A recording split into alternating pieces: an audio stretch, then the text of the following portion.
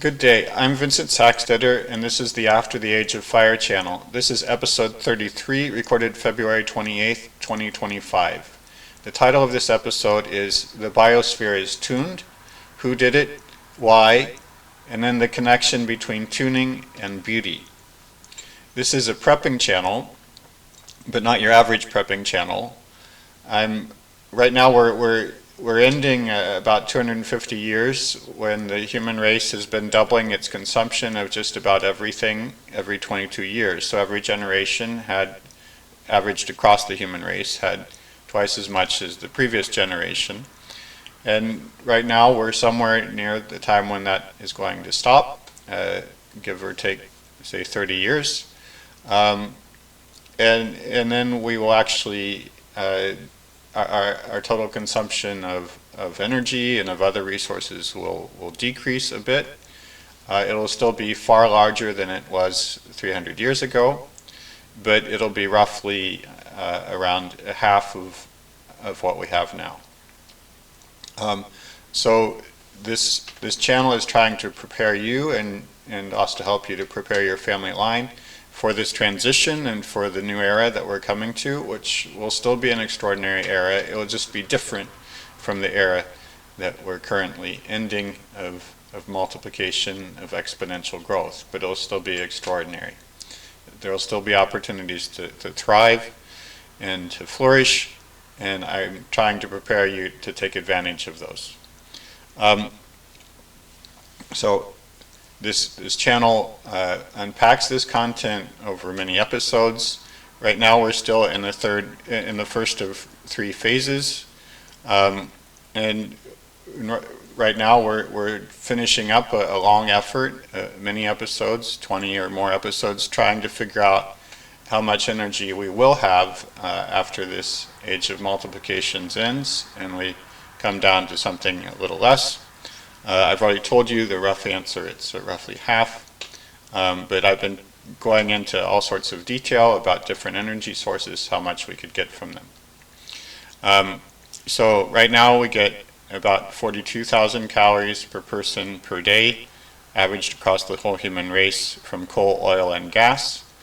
And what we found is that sometime in the next 30 to 50 years, any continued increases of those energy sources will end. It looks like increases in oil already have ended, and then next will be gas, and then next will be coal. And then after the increases end, then the total supply of coal, oil, and gas will decrease, or else we'll have choices about whether to send armies underground to mine more coal. We'd have to profoundly restructure our society in order to sustain that kind of energy consumption. Even that won't last. So it's possible that we could continue our consumption of energy from coal, oil, and gas and even increase it for a few more decades, but sooner or later it will begin to decrease, and then it will have at least twice, and will probably come down to somewhere at least 10,000 calories per person per day or less. So it's been multiplying every 22 years, so we can expect the halving time, the dividing by 2 time, to be roughly 22 years. So at any rate, instead of having the 42,000 calories per person per day from coal, oil, and gas that we have today, we'll have something more like 10,000 or less. So that'll be a rather large decrease. And since coal, oil, and gas are our main source of energy, it'll have a huge impact. Next, we looked at food, fodder, and wood. And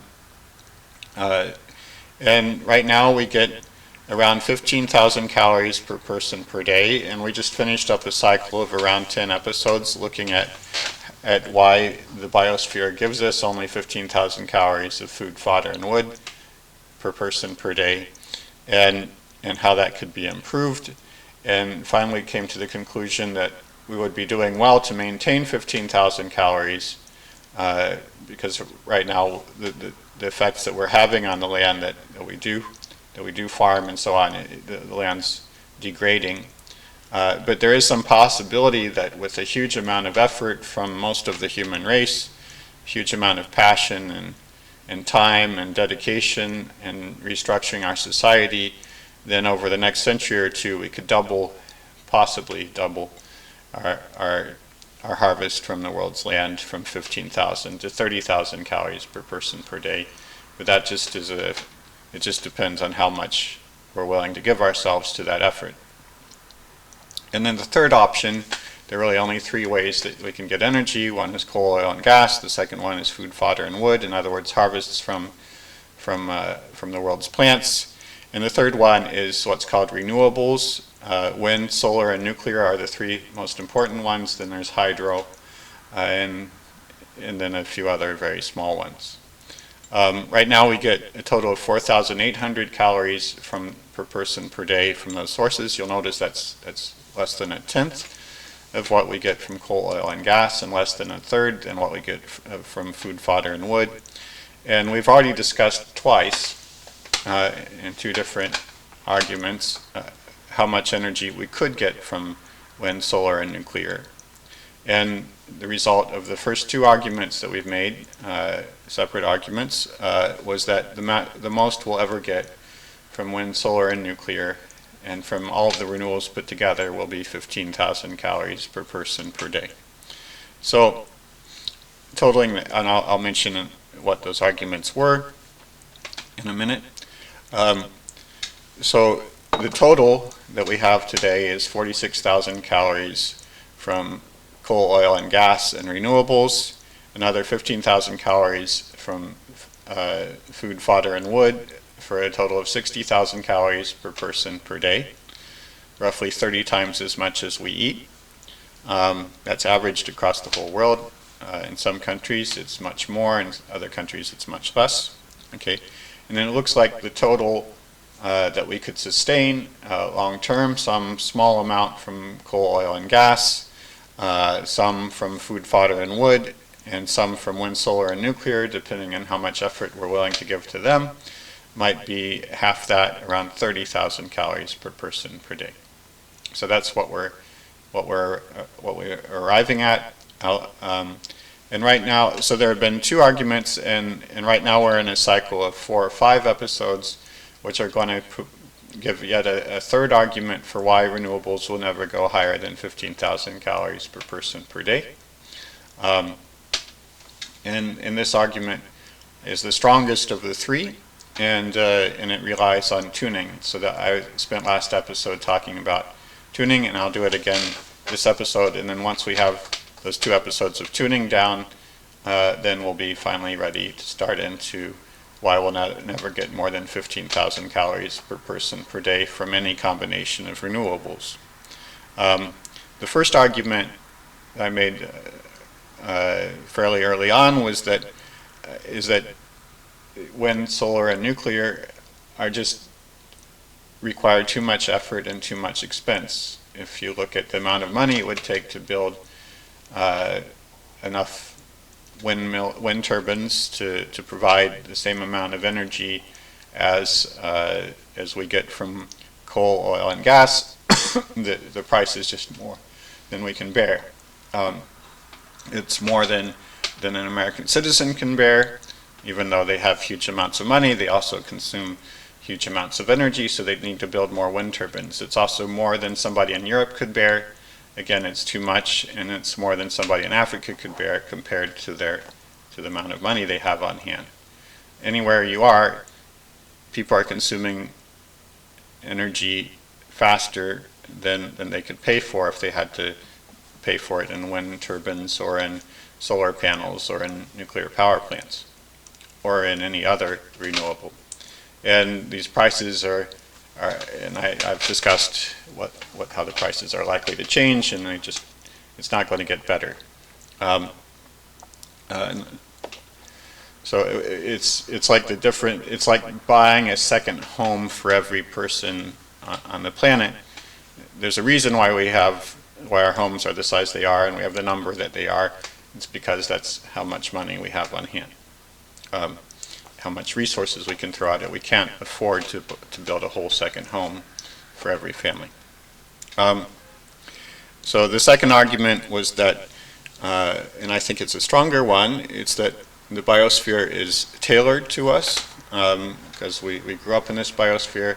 We know our bodies are built to absorb energy and to benefit from many different things that the biosphere can give us, things that make up our houses, and all the things that we use come from the biosphere, and we're tailored to it, it's tailored to us, and in a way that renewables are not tailored to us. We don't have an electrical socket or plug that would allow me to plug into some to a wind turbine or a nuclear power plant and live off the electricity from that. It's just not that's not how we're structured. We don't work that way, and not just our energy, everything about what we need works better with the biosphere than with any renewable. So renewables will never match it. And so for a given amount of effort, a given amount of hardship that we're willing to go through individually and as a race, we'll get better returns from the biosphere than from these other energy sources. Now I'm making a third argument, and I think it's the strongest of all. It's that the biosphere is tuned, and I'll remind you again very shortly what tuned means. And because it's tuned, we suffer more from using renewables than we do from harvesting directly from the biosphere. There are sacrifices that you have to make, risks and consequences that happen when you use a renewable, whether it's wind, solar, or nuclear, or any other one. And there are also consequences and sacrifices and risks that you take when you do something to the land and you farm it or you do something differently with it. And the sacrifices, and when you eat, when you consume what the land gives you, and the sacrifices that you make and the risks and so on are just larger from when you use renewables than when you use products of the soil. And that's that. So I'll unpack that, but that's just a brief summary of the argument. So now I'll go over again to remind you what the previous episode said what I said tuning is, what I mean when I say the biosphere is tuned, and also I explained how that happened. How did the biosphere come to be tuned? And then in this episode, I'll be talking about who tuned it, or perhaps nobody tuned the biosphere, and then why, what was the goal, or what is the goal of tuning, and then lastly, I'll talk about a connection between beauty and tuning. So the who, why, and beauty of tuning. So what does it mean? What do I mean when I say the biosphere is tuned? So first of all, I mean two main points. Okay, the first one is that it does a near optimal job of providing for its member species, including us.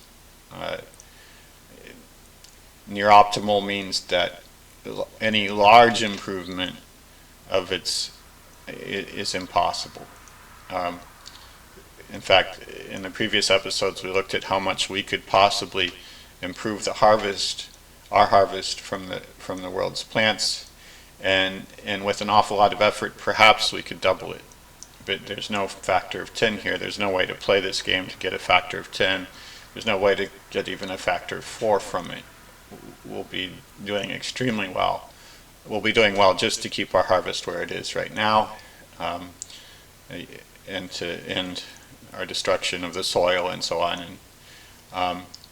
And then we'll be doing very well if we manage to double it. So any harvest at all, any increase in any large improvement in the harvest, and any large improvement of the biosphere is impossible. And then small improvements are, every one of them, I've discussed many possible improvements, every one of them is risky and requires great effort. So when I talked about doubling our harvest, I talked about most of the human race going back to the land and working intensely on it. And then after centuries, we might finally get to a doubling. So that's what I mean by near optimal for the biosphere. And then the second one is that the second main point of tuning is that the behavior of the whole depends on every single piece, no matter how small. So you look at molecules, you look at one-celled organisms, you look at worms, you look at grains of rock. Every single one of them has its role in the biosphere, and what happens long term here could depend on incredibly small details, and does. So and alongside that, every single piece of this world has many roles. Nothing ever goes off stage in this play, and every change you make has side effects, has many side effects, including side effects that go far beyond what you could predict or even notice. So that's what it means, and I discussed that at length. If you want to hear more about it, go back to the previous episode. And I talked about, tuning actually is rooted, my idea of tuning, I'm a physicist and a mathematical type of physicist, and my idea of tuning is based on the science of that applies to non-living systems, of chaos and of self-organized criticality, and in a number of other things that have been developed in physics and in math over the last 50 years, a kind of revolution that went on where it's almost like looking through the right end of the telescope after centuries of looking through the wrong end.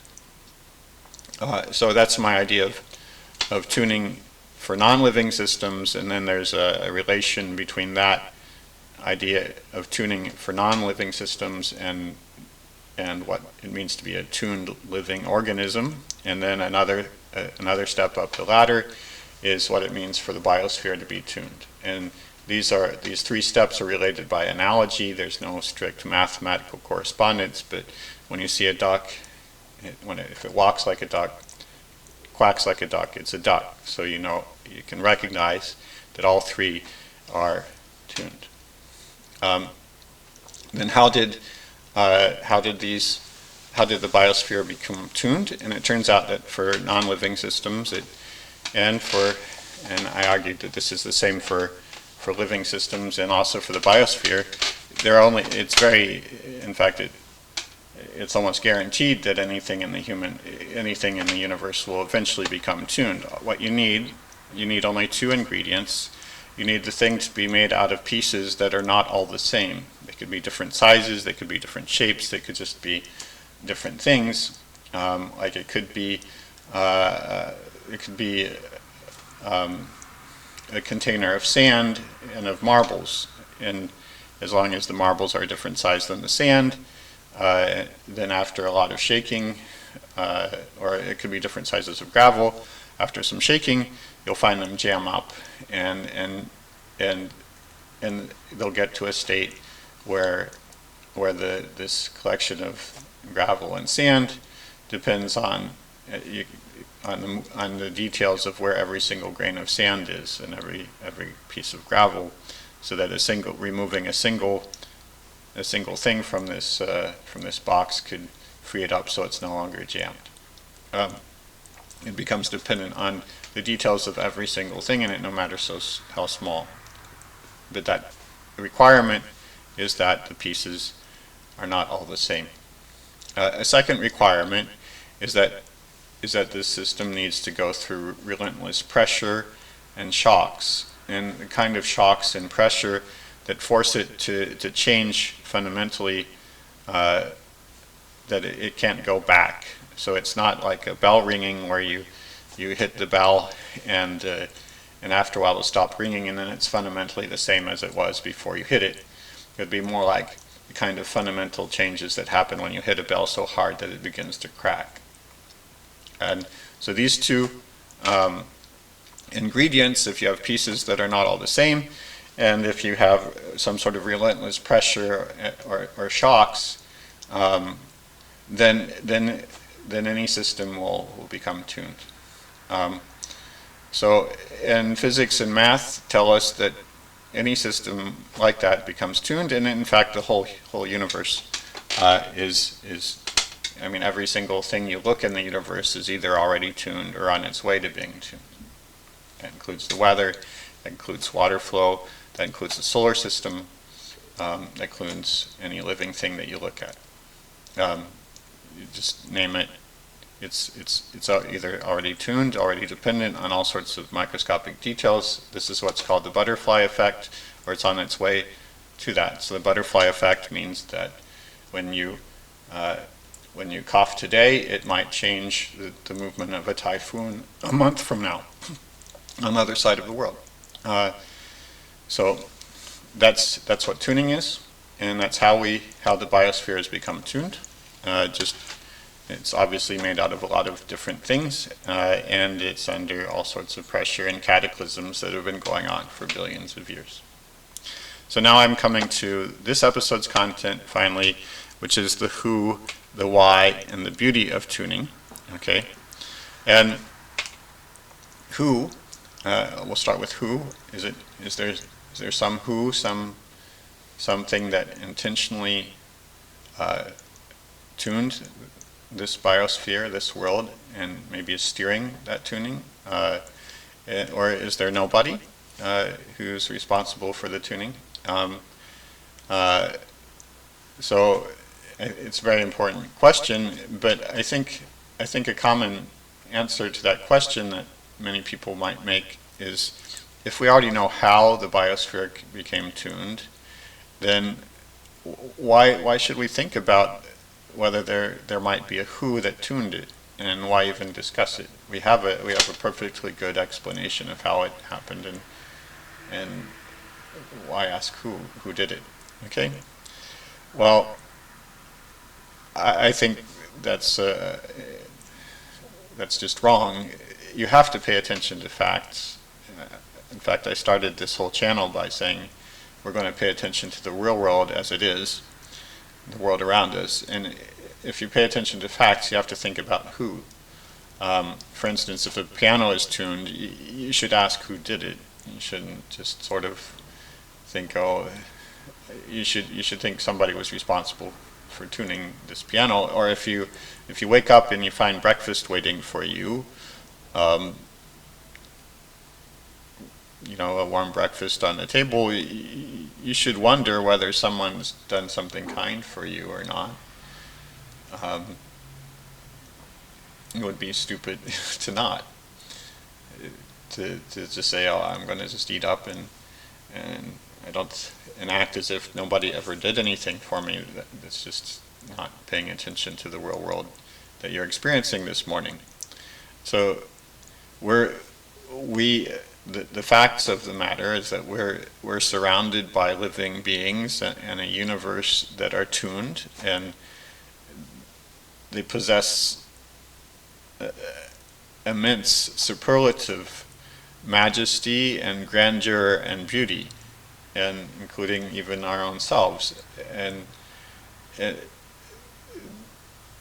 the only just way to act when faced with this fact, just overwhelming fact, is some kind of inquiry.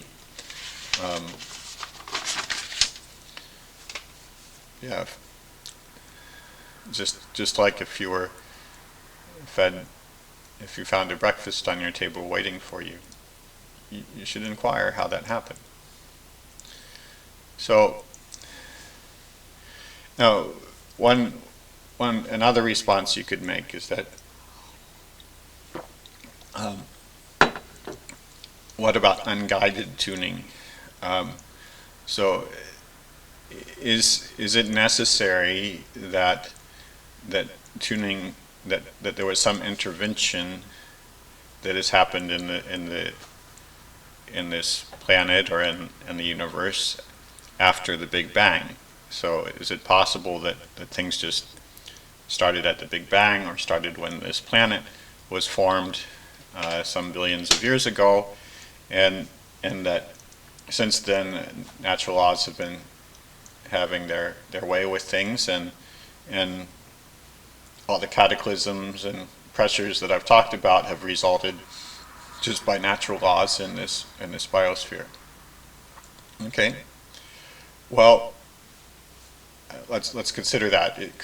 This is like the divine clockmaker theory or philosophy that was popular some centuries ago, that the universe was basically made like a clock, and then the clockmaker walked away, and it just has continued on its own way. Except for that, in the clockmaker world, what you have is something very much like a machine that just follows predictable laws and acts predictably, whereas we have something that isn't acting like a machine. It's maybe it's following physical laws, but it's become tuned. So, first of all, let me say, certainly non-living systems, the ones that we know the most about, scientists have studied the most about for tuning because they're the easiest to understand. The way they act is a bit different from piano tuning. And if you have a piano, the only way that it becomes tuned is if somebody walks up to it and adjusts it. Non-living systems can tune themselves without constant intervention. You set them up.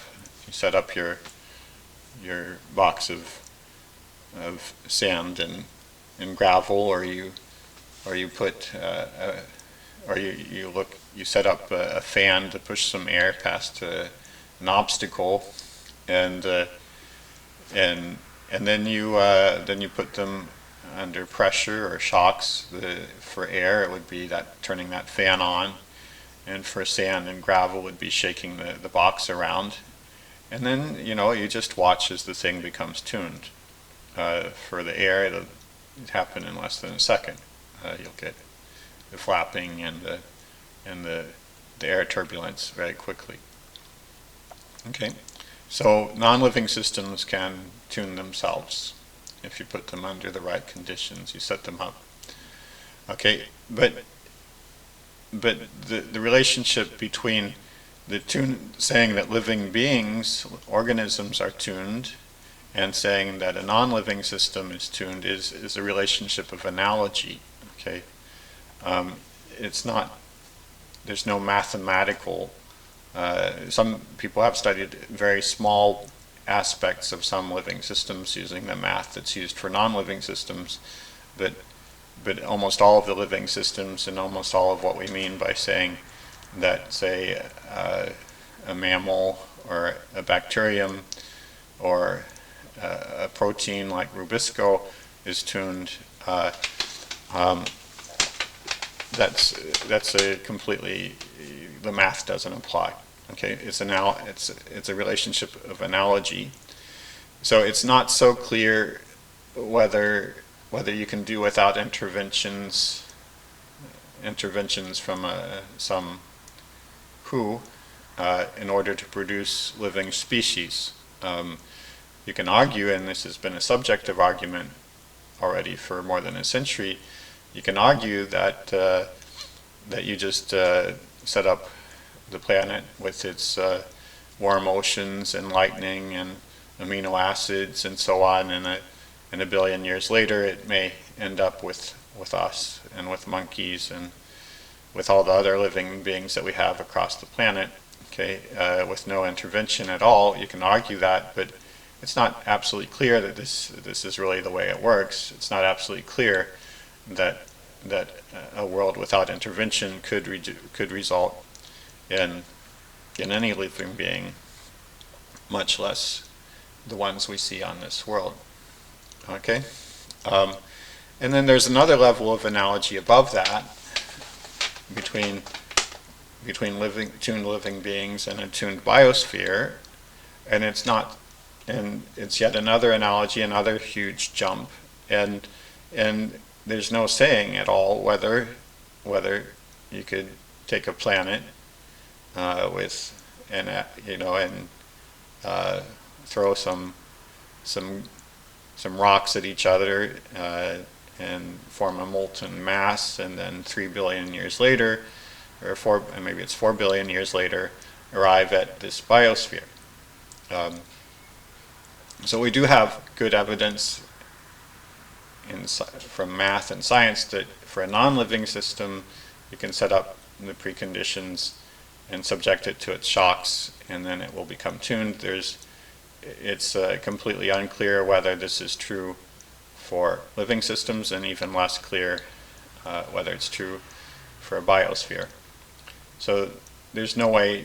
I don't think you can make a. There's no way that the human race could know at this point, and nobody's going to make. Nobody has enough in their grasp to say for sure that intervention was not required to arrive at where we are now. Just can't. You have no evidence for that. In any case, suppose that it's true. Suppose that that you can arrive at this biosphere without any guidance or intervention after the Big Bang, or after the formation of the planet. Okay, then I think you've missed the point. Actually, this whole divine clockmaker argument misses the point, because then you have to ask some questions about why is it that the universe and its laws are set up so that everything becomes tuned. It didn't have to be that way. It didn't have to be that everything in the world becomes tuned. You could have, I don't know, there could be some other set of laws or some other way that things, why is it that we find everything, you look at a solar system, you look at a cell, you look at it's snow packing on a mountain, whatever it is, it sooner or later gets tuned. How, you have to wonder, why is it that way? Why is the universe set up this particular way? And then supposing that you understood that, then there's another follow-on question. Why is this universe set up so that it can produce even one biosphere, this one, and perhaps many biospheres for that matter? Producing something tuned is one thing, but producing this biosphere? So, bread dough rises on its own, but someone has to add the yeast before it rises. So if you're looking at something that's tuning, or is already tuned, like this biosphere, or like a species, you have to say, well, is it possible that somebody put some yeast in at the beginning? Even if they weren't intervening as the bread dough rose? Then another thing is that so far I'm talking about this, I'm still talking about the discomfort that people have about talking about who and why we are the way we are, this biosphere is the way it is. Okay? And I want to say something about natural selection or evolution. Okay? I'll use those kind of interchangeably here, though I know they're different. And what I want to say about them is that in practice, not as you write down these concepts, but in practice, natural selection answers both the who and the why questions. Who causes evolution, and why, what the goal is. Okay? So the reasoning is something like butterflies change color. Why do they change colors? Because they want to continue their species, or maybe because that's the best way to continue their species, is by adapting to changes in the color of the trees that they perch on. So it's as if the butterflies, as if the species had a goal. The goal might be thriving or reproducing, and as if it were making some choice or adjustment to meet that goal. There's also similar things where you ask, why did cells come to coexist with other cells? For instance, our cells contain organs called mitochondria, and it's believed that mitochondria were originally cells in their own right, and somehow they got merged in as a component into the cells that we live with today, that we're made out of today. And why did the cells do this? Why did the mitochondria do this? Why did the host cell do this? And it could be not just mitochondria. Also, people think that the chloroplasts that harvest sunlight energy within plant cells were also originally their own cells. And perhaps also the nuclei, the nucleus of our cells, was originally a cell in its own right. And so you can ask why, and so that if you take an evolutionary natural selection perspective on this, you ask, why did the cells do this, and what was advantageous to the host cell, and what was advantageous to the mitochondrion, so that they would merge and benefit from each other in some way. So obviously, in this argument, you start you start talking as if both parties or one party were pursuing some benefit, and we're making adjustments and choices in order to get there. The host cell chose to accept a mitochondrion within itself for some reason. Okay, so that answers a who, the cell and the mitochondrion, and it answers the why question. Or why is it that Rubisco is the way it is, and why is it that it's basically unchanged for hundreds of millions of years? So people write questions about that from an evolutionary perspective, and they talk about advantages to the Rubisco or towards the cell that it works for. And then there are dozens of times when C3 plants, you remember that's the ordinary type of plant, turned into C4 plants, like corn and sorghum are C4 plants, and that have some advantages for needing less water and sometimes harvesting sunlight a little better. And then you can ask, why did these species decide to become C4 plants? How did it happen? And in the way that these answers are, if you're talking from an evolutionary, you're trying to explain this situation, you act as if the species were making decisions based on some cost-benefit analysis. So my point is that in this and every other use of the notions of natural selection and of evolution, the way that we talk about these things is as if there were active agents pursuing some goal. The agents would be butterflies or cells or Rubisco or C3 plants, species, pursuing some goal. So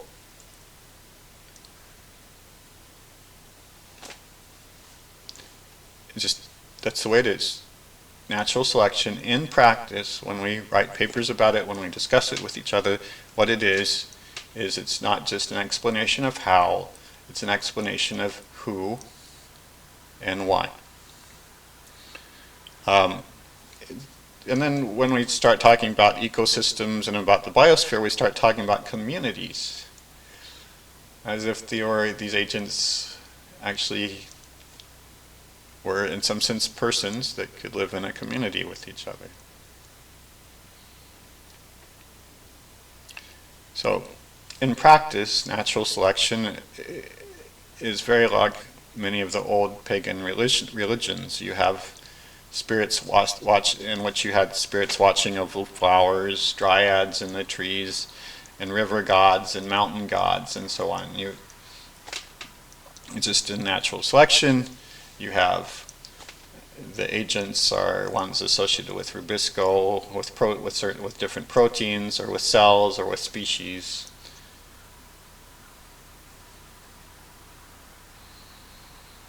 Or with communities of species. And alongside that, there are many scientists and non-scientists who, in parallel to their interest in evolution, they also claim that the universe or the biosphere or life force or Mother Nature is responsible for bringing the biosphere and us to where we are now. So what I'm saying is that when you choose to think about natural selection and about evolution, and I'm not against them, in principle, in general, it doesn't take away the urgency of the who and why questions. So the last 10 minutes or more, I've been just arguing why you can't get away from asking who did it and why. So then I wanted to say a few things about, now that I've said you have to ask this question, you have to ask who did it, then I'm going to make a few remarks about who it could be.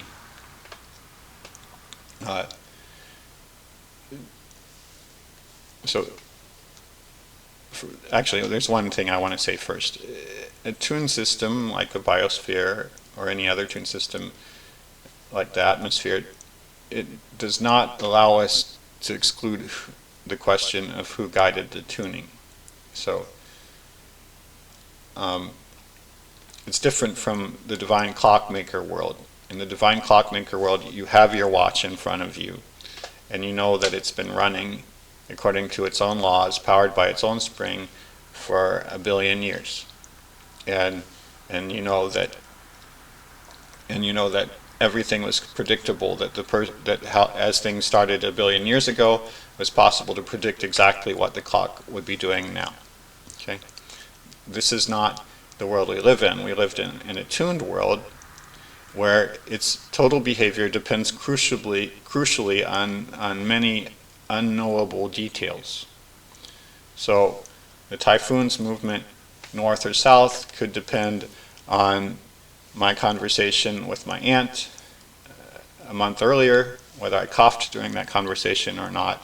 But it also depends on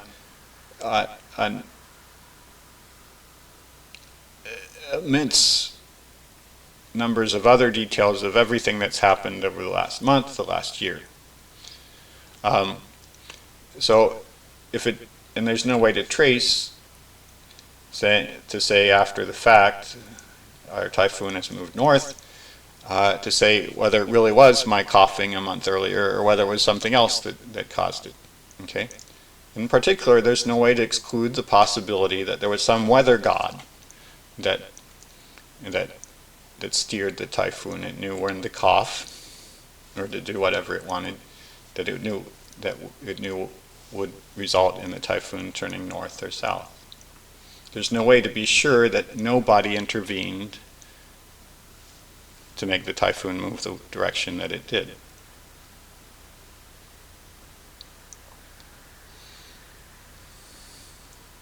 So modern science gives us no way of refuting the question or deflecting the question of whether some will or intelligence might have constructed the universe and may have continued to interfere with it and guide its tuning. This world is a tuned world where you look back far enough, you have no idea why it's doing what it's doing now. You have no idea why the typhoon moves north or south. If you look back far enough, you don't know which of the billions of details, and in particular, you can't ever be sure that there wasn't a weather god or something else intelligent that said, I'm going to move it north.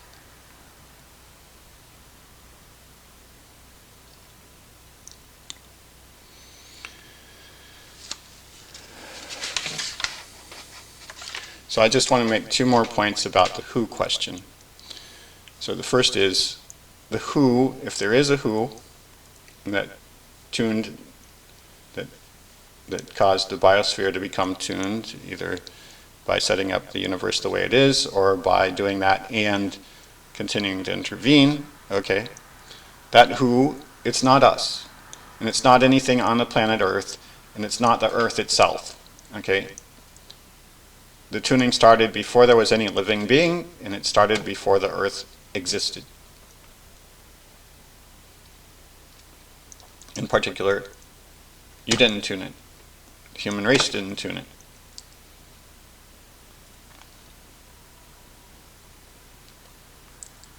It has to be bigger and different from this planet. And moreover, everything on this planet is guided by physical laws.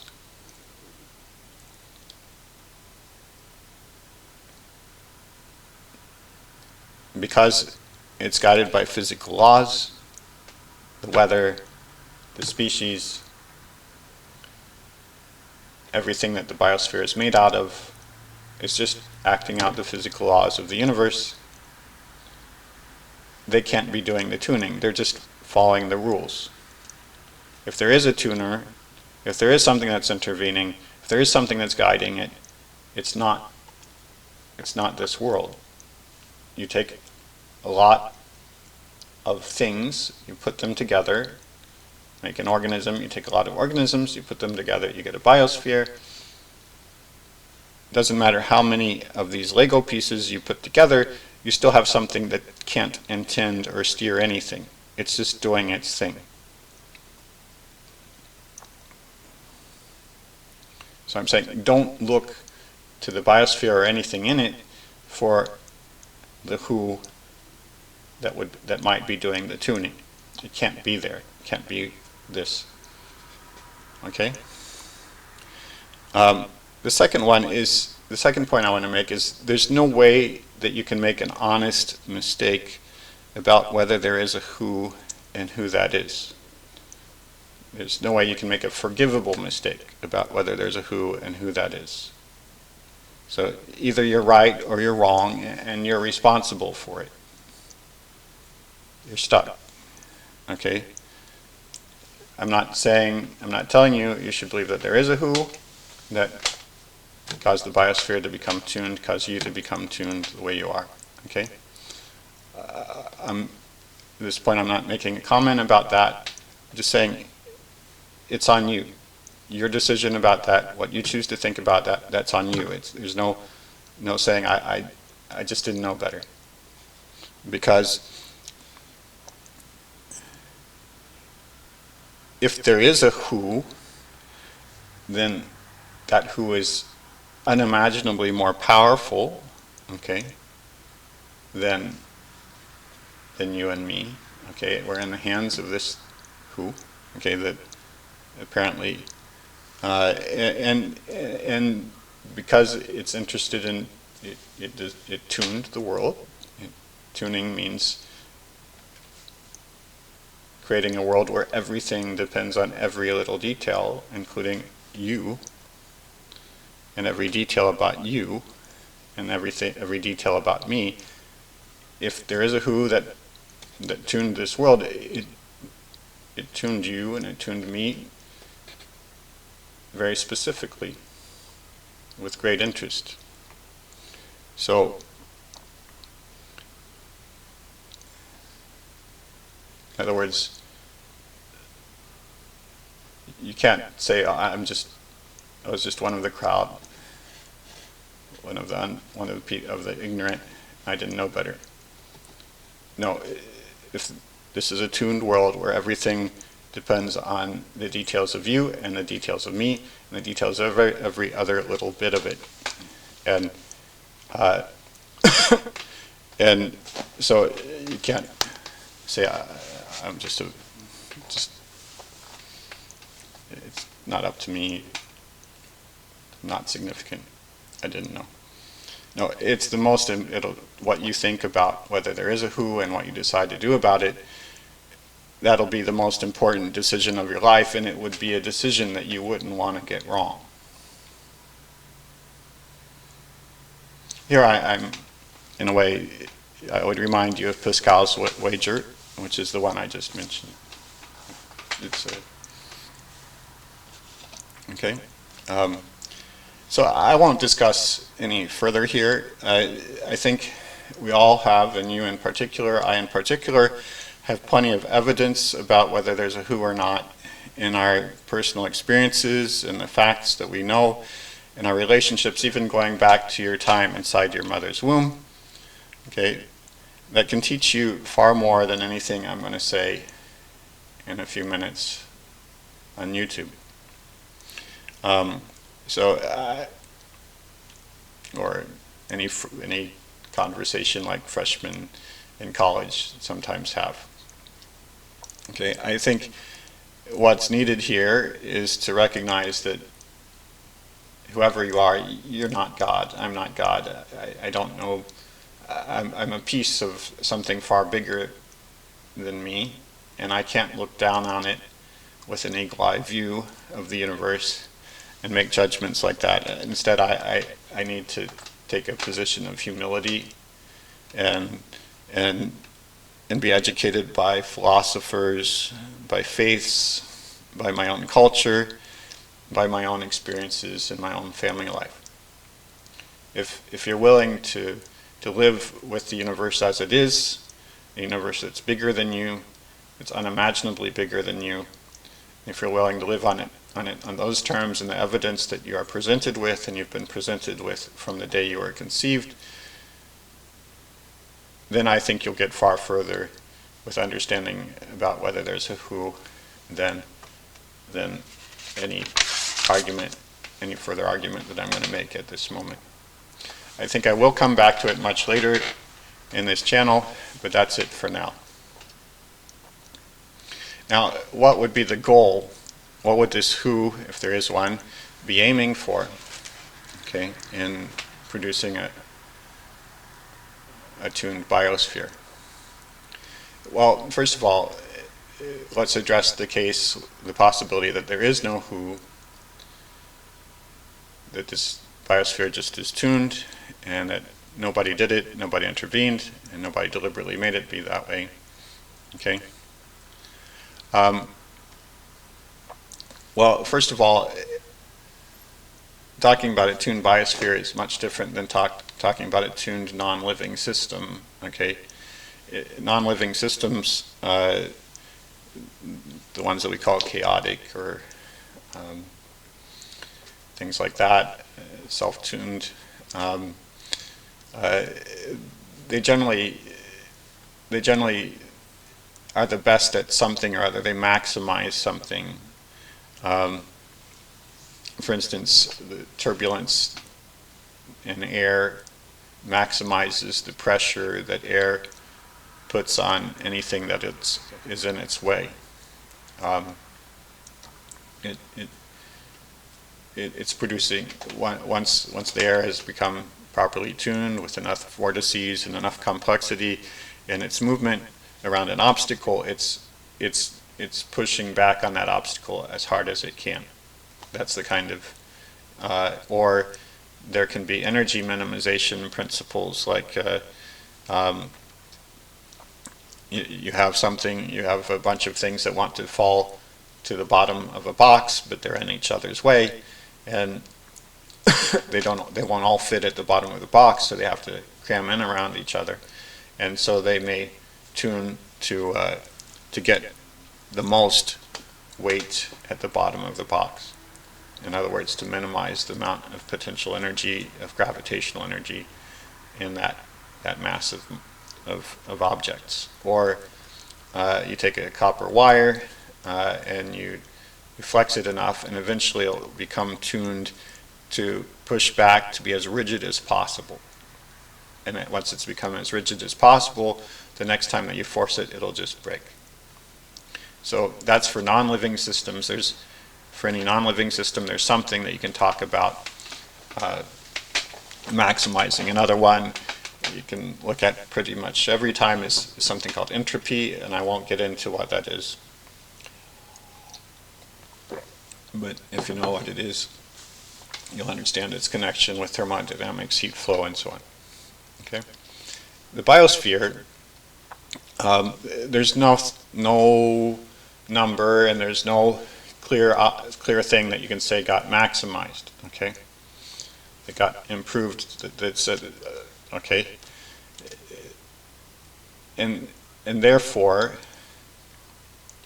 if I look at Mars, I could say, if I look at the Earth, I say the Earth is tuned, and what do I mean by tuned? It's doing the best possible job for providing for the needs of its member organisms, including us. Okay, but if I look at Mars, which is cold and dead, and has very little water, then I could say that Mars is tuned to be cold, dry, and dead. Or I could take Venus, and I could say Venus is tuned to be warm, acidic, and dead. Okay, and so what's the goal? In all three cases, I am just claiming that the goal is the way things are right now. That somehow it was tuned for that goal, and I define the goal by looking at the way things are right now. So this is a tautology, okay? There's no meaning to saying there was a goal to tuning in the Earth, in Mars, and in Venus. Okay, there's no meaning to saying that there was a goal if you don't think that there was a who that tuned it. All you can do, if there's no who that was tuning Mars to be the way it is, Venus to be the way it is, the Earth to be the way it is, then all you can do is observe the way things are, and you say that must have been the goal. It's tautological, it's meaningless. Okay?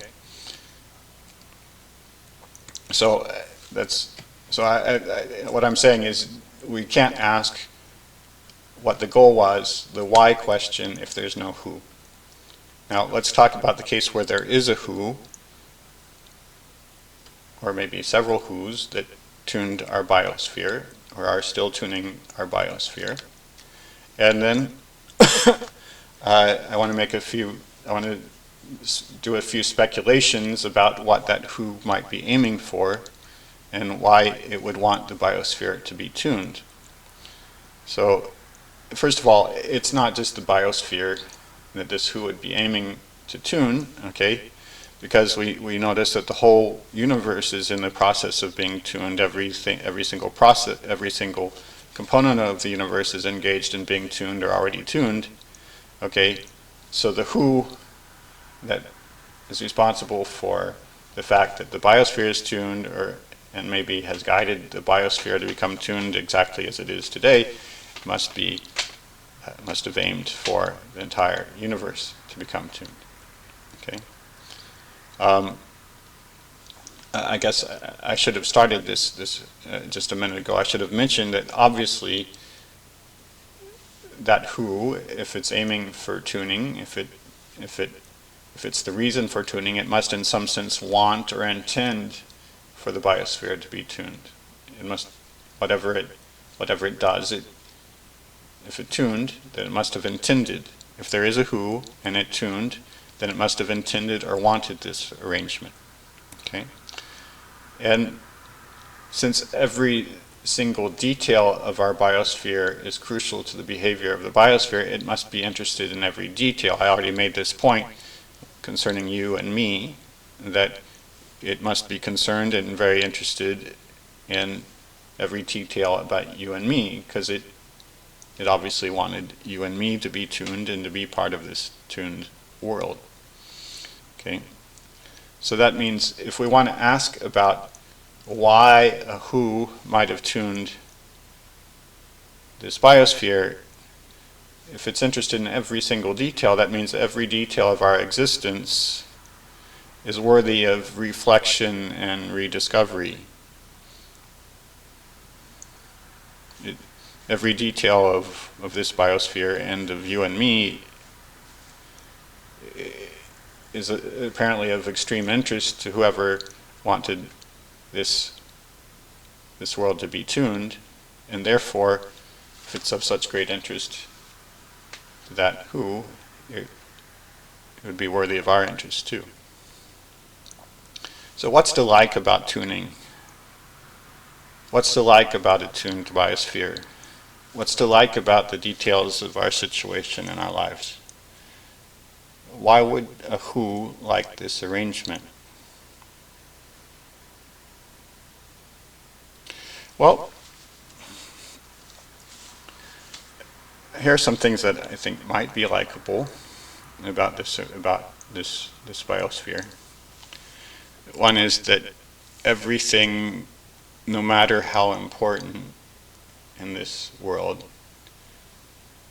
has a service role. It serves other things, and eventually fades away, disappears.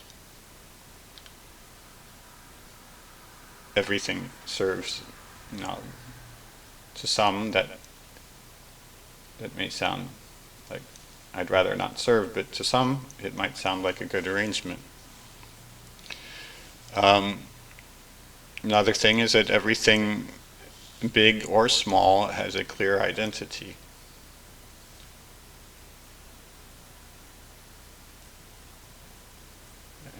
A worm or a small, very tiny crystal inside of a rock can keep those crystals, some of these crystals inside of rocks keep their identities for billions of years. That's how we get our most accurate estimates for the age of this planet. You crack open a rock, you take out a tiny crystal, and you measure its age.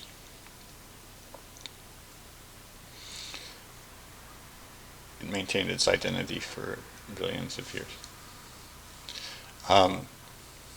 In even the smallest and most hidden thing is crucial.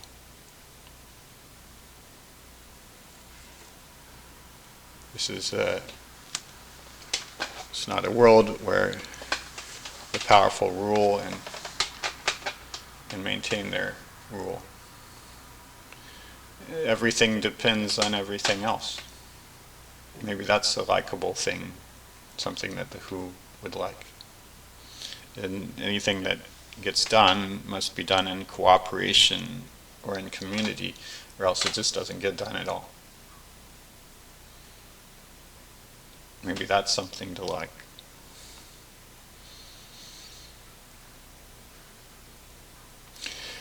Another thing is maybe it's a way of sending a message. So there's regular pressure here and cataclysms and shocks. There's growth and death. Okay. It means that nobody and nothing has an ordinary life. Okay. We're all invited to become heroes. We all live in, there's a Chinese curse of cursing you to live in a time of change. We all live in a time of change. Even those small grains of rock that I mentioned, they have an adventure, and sooner or later they will be destroyed. Everything meets its end, and it has an opportunity for heroism along the way, a struggle. And there's a pattern of life and death, and there's a fact that in order for new life to come, death and sacrifice are necessary. Even before the species that we know began, there were stars, and the stars blew up, and then their dust collected into other stars and blew up again.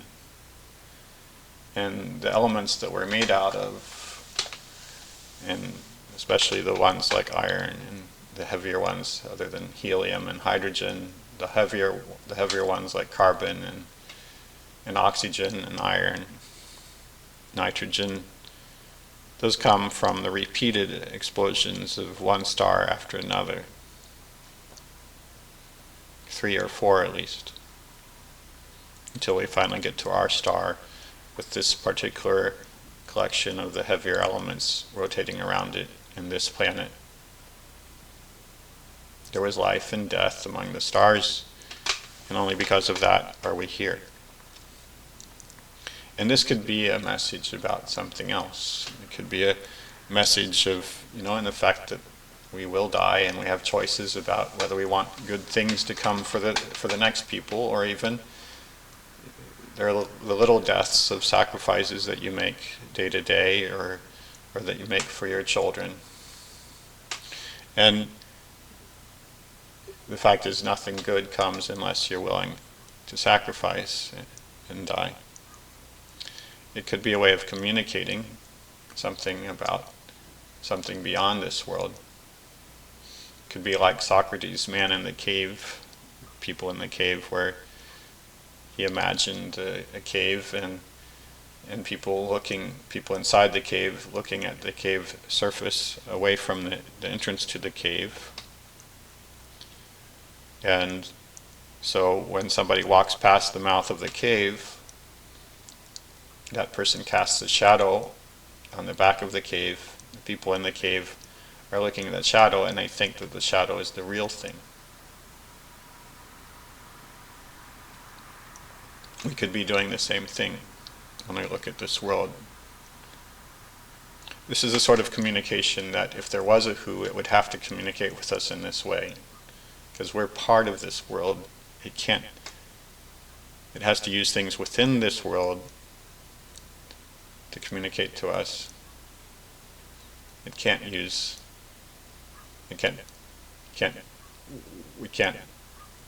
get from out, we can't pick up on things out of this world except through the agency of things in this world. So somehow it would have to use things that are familiar to us, but that would speak of something else. And the tuned world gives you that. The tuned world gives you a world of adventure, a world of risk, and a world of life and death and rebirth. So those are some of the reasons, but as I said, if the who has reasons, it must have reasons about every single detail of our lives and of this biosphere, not just these generalities that I've been mentioning. So that's it for my discussion of why. So we've discussed who and why, and then let's move on to the last part of this episode, which is the beauty of tuning. And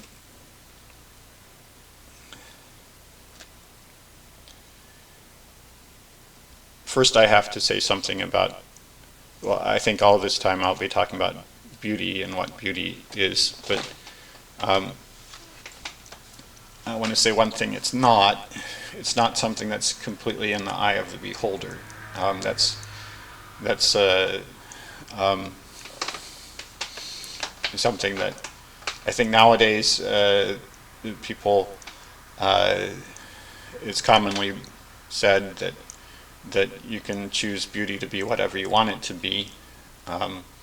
So if you want to call a dead shark beautiful, you can. If you want to call poop beautiful, you can.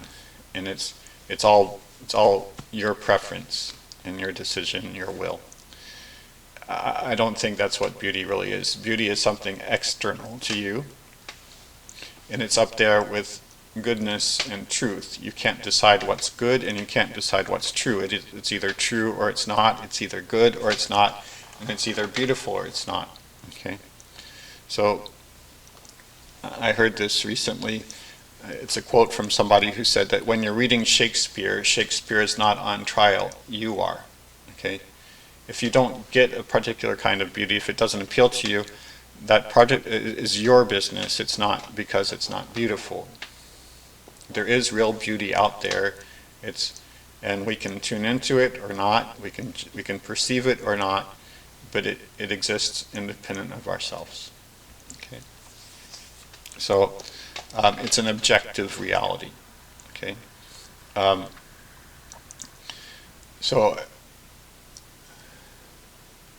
I'm just trying to get get straight what I mean by beauty. I'm not just saying that something's pretty or something appeals to me or something appeals to a million people.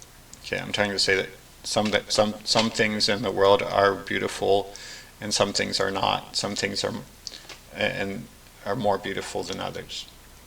Okay, and that we can either correctly notice beauty when it's there, or we can not notice it, and we can even come to prefer ugly things instead of beautiful things. But that's our problem, that's our business. It has nothing to do with whether something really is beautiful. So a heap of rubble, for instance, is not as beautiful as a cathedral. Just for example. Okay. So now the next thing I want to say is that people have been talking about beauty, in particular philosophers and theologians and many other people have been talking about beauty and what is it and how to react to it for thousands of years, at least since the time of Plato, which would be 2,500 years ago, but I suspect as long as people have been alive, we've been talking about beauty. But on the other hand, I'm a physicist and I'm ignorant. I've seen a lot of beauty and I've picked up on it often enough. I love beauty, but somehow when I was in my teens, I got the idea that philosophers weren't worthy of my attention, that I was going to be a physicist and physicists didn't need to think about philosophy. So I have dabbled in philosophy, especially the theology and how it connects with philosophy, but unfortunately what I'm going to say here about beauty and its connection to tuning is based on, I know a lot about physics, I have a feeling for beauty, but I don't know the philosophy of beauty, and I'm going to be talking about some philosophy of beauty here. So the reason why I'm bringing this up is that about beauty, in fact, I think everybody knows that there's a certain beauty about fractals, and there's a certain beauty about these tune systems that I've been talking about. You look at a living organism, you look at a healthy one, and you see a lot of beauty. Or you look at the Grand Canyon, which is an exercise. It's just tuned. That's the reason why it looks the way it does, and it can keep you looking at it forever. But recently I heard somebody mention a philosophical definition of beauty, and that definition sounded to me exactly like tuning. So I suspect that, I told you about my attitude as a physicist toward tuning, and I share it towards philosophy, and many other physicists and mathematicians have pretty much the same attitudes toward philosophy. Very few of us have taken the time to learn the great philosophers or their ideas about beauty, okay?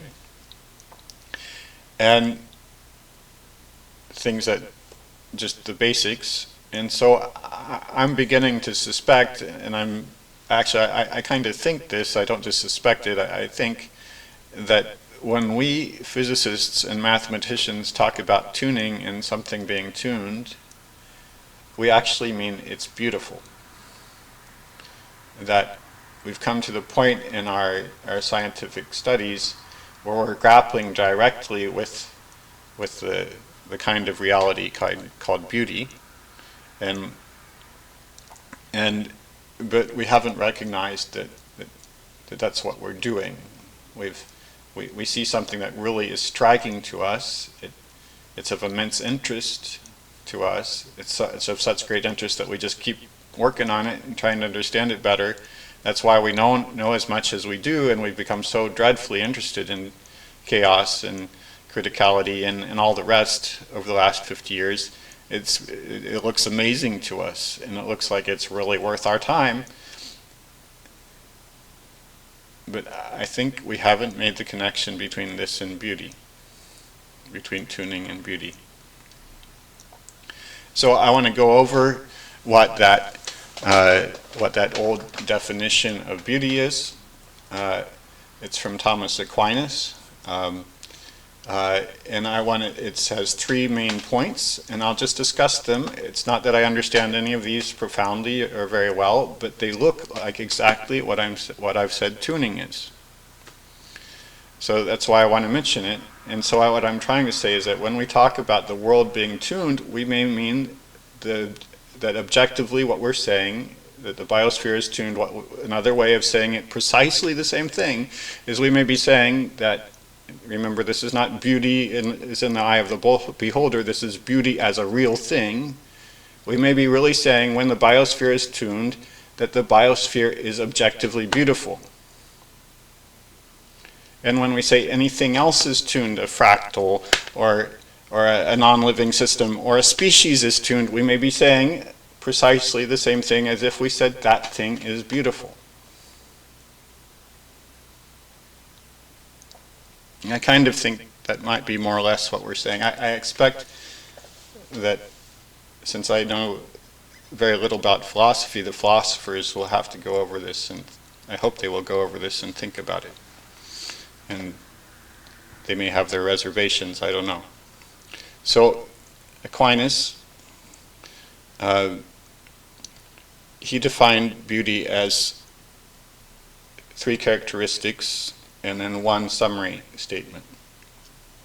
And I'll just go over that, and once we're done, we'll be done with this episode. So the first thing he said is something that's beautiful has what he called consonance, which means he's talking about the individual pieces of the thing that's beautiful. Then the components of it have a due proportion to each other. They have the right proportion to each other, or they have a harmony between the parts. So if you had a human being and their nose was 1 meter long, then that nose would not be in consonance with the rest of their body. On the other hand, if you have Michelangelo's David, you look at David, and if you actually measure this David, you'll find that its legs are way too long. Okay, why did he do that? He did that because he knew that David was going to be above you, and it's a huge statue as it is, and it's way up on a pedestal, and he wants you, when you look up at David, he wants you to see the whole David, the whole person, and it looks natural, it looks right from that perspective. So there's a sense of proportion to it, that everything fits together just right. And I want to quote a particular recent author who said it's a kind of distinctly ordered adaptation or symmetry or balance of parts in relation to a whole. Now this should ring a bell, right, for tuning, because for tuning what I said is that every single piece has to be working together to make the whole be what it is. The whole depends on every little piece, crucially. And this sounds exactly like consonance to me, like this due proportion. You have every piece working just right, every organ in a bird set up so the bird can fly and eat and do everything else it needs to do.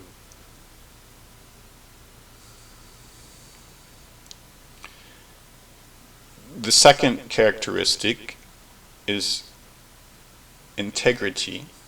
So I'm saying, what I just said was that this due proportion or consonance, one of the 3 defining features of beauty, I think is exactly the same as what I said about a tune system. I said a tune system was 2 things. One is it's nearly optimal, and then the second one was that it depends on every single little piece. Each piece has many roles, and they're all working together to determine the behavior of the whole. It's that second one about all the little pieces and how they work together that I think is the same as Aquinas' notion of consonance. Then the second feature, the second characteristic of beauty, objective beauty, is something called integrity or wholeness.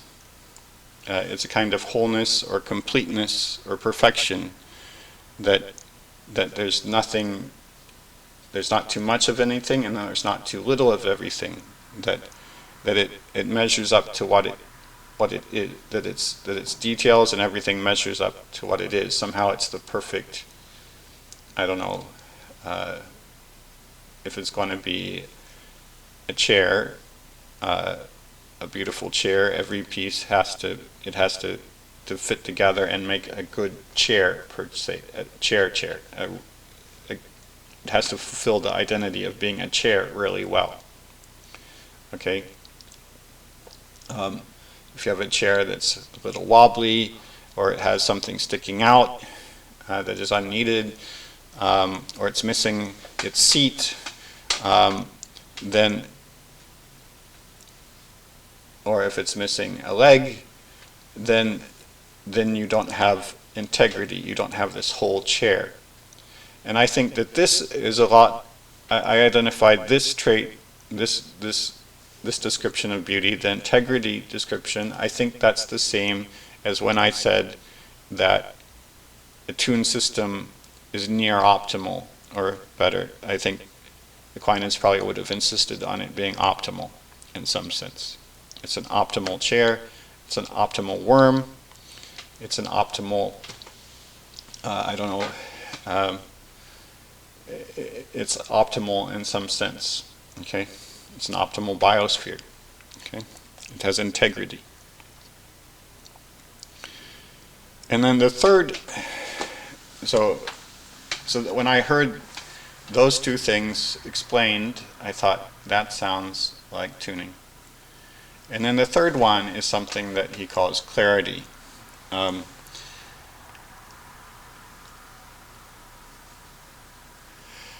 Clarity, this is the one that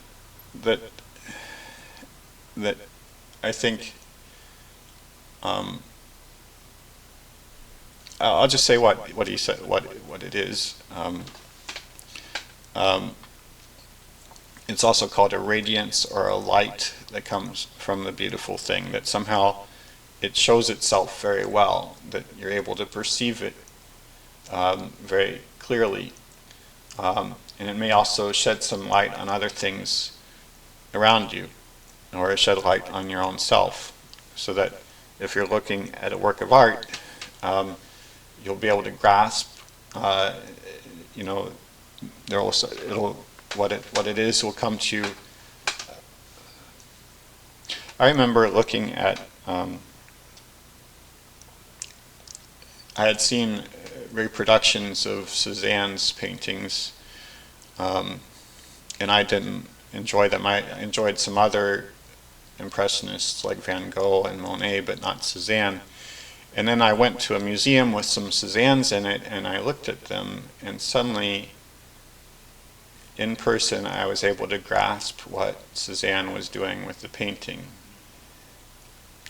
It was somehow, it guided your eyes, and if you let it guide your eyes, you were able to see where everything was. It was almost a map of the world, but only one that you could read except if you let it guide your eyes through the landscape.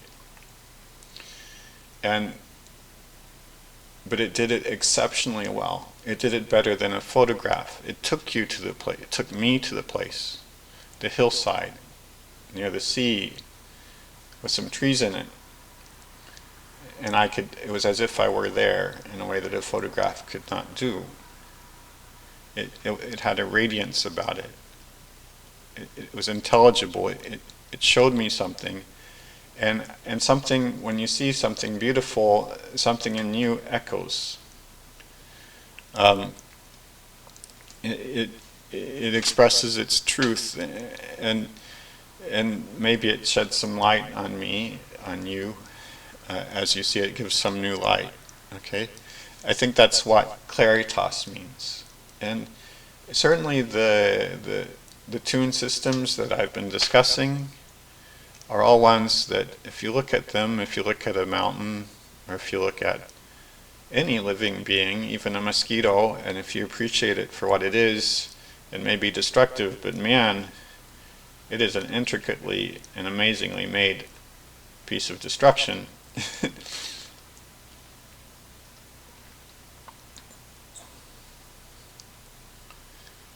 It's hard to not fall in love with the details once you start start to see something amazing there if you start looking at the details of it. Even as I've talked about Rubisco, you have this, it's just a molecule, 50,000 atoms, and it's stunning. So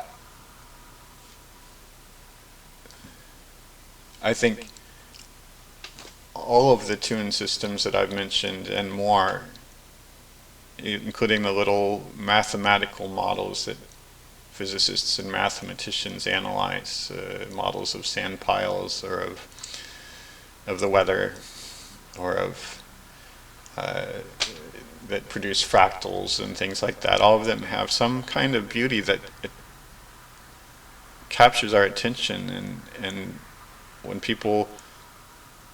fractals first, and what's called strange attractors, first captured the world's attention in 1979 or so, I forget when it was exactly, somewhere around there, it grabbed people, it grabbed scientists, and suddenly they just couldn't do anything else.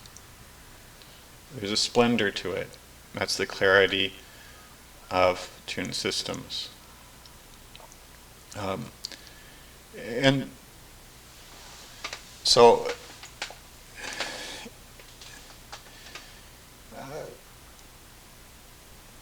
now Aquinas summed this up and defined beauty is something that's beautiful, then it delights you just by merely apprehending it, not by the sensory pleasures or not by possessing it, but just by witnessing it. Even though it has nothing to do with you, you can look up at the stars above you and you can see beauty, even though you know that those stars you'll never get to them. They're as far apart from you but still you can look at them, and just by witnessing them, you're awakened, something in your heart is awakened, and you are delighted. It's not because you're going to enjoy the stars. It's not because you're going to go and get something from the stars, mine some gold up there, or bathe in the seas of the planets up there. No, it's just seeing it. That's beauty. It's when just apprehending it, knowing it for what it is already a delight.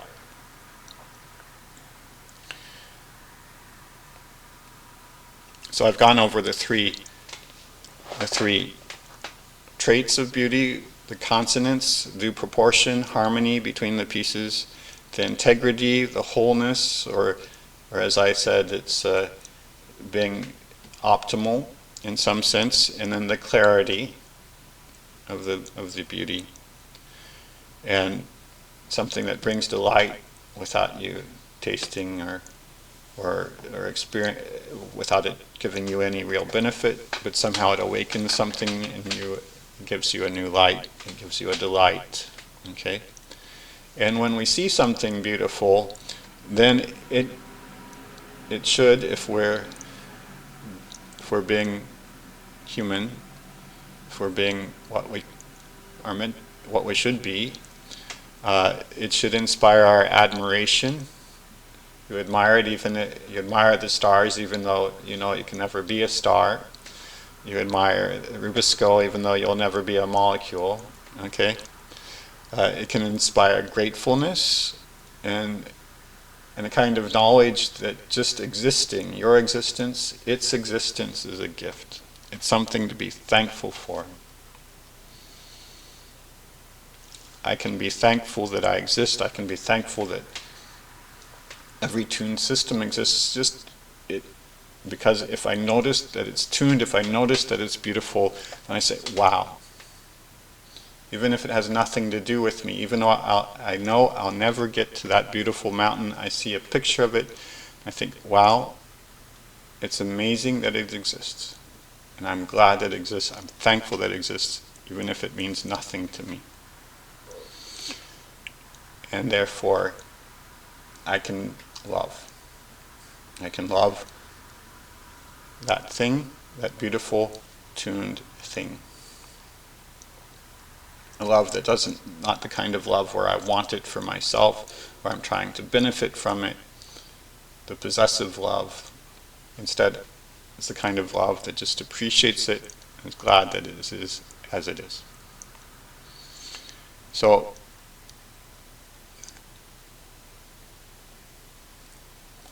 I think if we think about the biosphere being tuned, and so many things inside of it being tuned, even the whole universe being tuned, I think that can inspire so many things, all the things that beauty inspires in the human spirit. Okay, well with that, I'll wind up.